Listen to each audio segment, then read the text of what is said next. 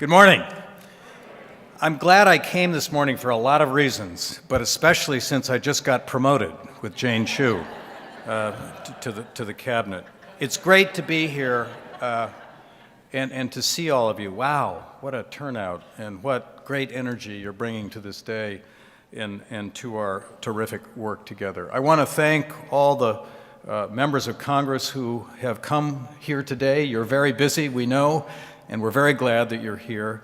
I particularly want to thank our caucus leaders, Congressman Lance and Congresswoman Slaughter, for their tremendous work with us and with all of you.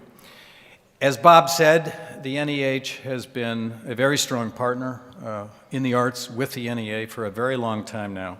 This is on my mind because we just concluded a cycle of grant making this last week, and just yesterday we put out a press release announcing all of our grants for this cycle. We have 3 cycles a year, and this cycle just concluded. That announcement included roughly $5.5 million going to arts organizations across the United States. And just a few to give you a sense of this: the Folger Shakespeare Library, the Walters Art Gallery, the Boston Symphony Orchestra, the Mid-America Arts Alliance, World Music Productions, the Aquila Theater in New York, the Philharmonic, the New York Philharmonic, the Philadelphia Museum of Art, and the Pennsylvania Academy of Fine Arts, among others. I mention this work because it's very closely related to the work that you do and that you're doing for us today. These grants all go to organizations out in the world, in the places in which you live, and that's the reason that you are the most powerful advocates that we can have. You come from towns and cities across this country. You have an incredible amount of influence and impact upon the people that work in the Congress. And your message today, because it comes from these particular places, is terribly important to the National Endowment for the Arts and the National Endowment for the Humanities. I want to provide one little bit of layering on some things that have already been said as a part of the message that you deliver. This work that NEA and NEH have been doing is important each and every year because of the things that happen in our grant-making cycles and that happen in your communities. But it's not just important day to day, month to month, and year to year. Because it has been accumulating over time, there is a tremendously important impact of the combined giving of these 2 agencies to the arts and culture community in the United States over now 50 years. What a great setup John Lewis gave us to talk, and I know Jane is going to talk more extensively about the 50th anniversary. But we were part of that amazing burst of legislation in the mid-1960s. The Voting Rights Act of 1964, the Civil Rights Act of 1964, the Social Security Amendments of 1966, and many other points of legislation. We were right in the middle of that extraordinarily dramatic time. For 50 years, we have been making our grants to communities across the country, amounting now to roughly $10 billion in both agencies over 50 years, leveraging in additional philanthropy something close to $4 billion in gifts that came because of our gifts to organizations across the country.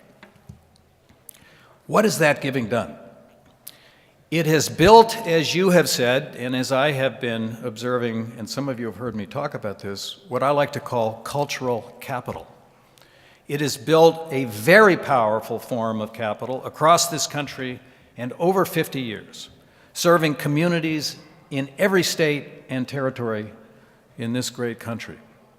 That cultural capital obviously has an enormous impact on individuals, and as people have said already today, it leads to enormous personal satisfaction and meaning for millions of Americans. But it's not just about satisfaction. It's also about the ways in which this cultural capital provides communities with a soul, with a center, with a centering mechanism and energy. It is part of community building around this country. And as you talk to congressmen and women today, I hope you will make a point of how cultural capital, in this sense, from any A and any age, builds community spirit, builds civic strength, and a sense of community across the country. But as people have already observed today, it doesn't just do that. It also helps build a cultural economy, which in many, many places around the country is a more and more important part of economic life generally. You've got the numbers, I won't repeat them, but in a kind of higher order way, I think it is important for you to be able to say with confidence that the cultural capital we have built over time through these agencies is part of the cultural economy, which is part of the broader economy, which is helping millions of Americans in all kinds of ways every day and in every city and town across the country. I come from most recently a little town in Maine, Waterville, Maine, and there, are there Maine people here today? Maine, yeah. There, a city like many in the Northeast, having lost its industrial center, cultural organizations had become hugely important to the economy there. And we were pleased to provide support for that at Colby College, but now I know in a national way that this is happening all over the country.